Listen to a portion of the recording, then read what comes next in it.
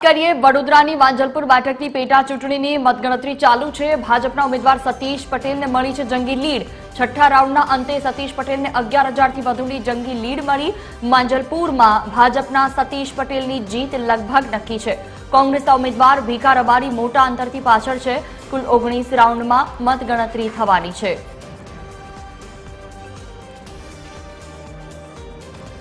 कांग्रेस उम्मीदवार भीखा रबारी मोटा अंतरथी पाछळ छे। कुल 19 राउंडमां मतगणतरी थवानी छे।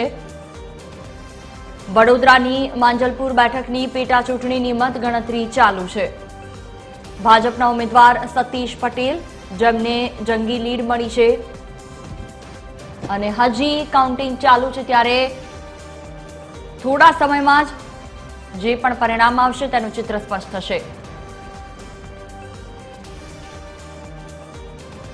कांग्रेसना उम्मीदवार भीखा रबारी मोटा अंतरथी पाछळ छे। महत्वनुं छे के मात्र 16 થી 18% जेटलुं ज मतदान थयुं हतुं।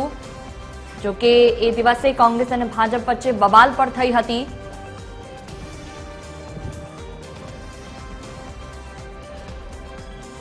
छठ्ठा राउंडना अंते सतीश पटेलने 11,436 ની जंगी लीड।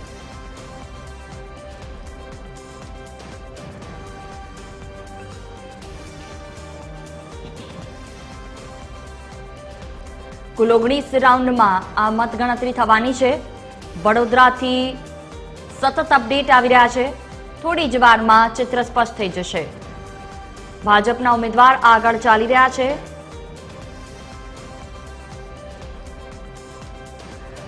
વધુ માહિતી સાથે સંવાદદાતા ભાવેશ રાજપૂત જોડાયા છે અમારી સાથે। જી ભાવેશ, જે રીતે સતત મતગણતરી અને તેમાં ભાજપના ઉમેદવાર આગળ ચાલી રહ્યા છે, શું વધુ વિગતો, શું અપડેટ, ક્યાં સુધીમાં ચિત્ર સ્પષ્ટ થશે?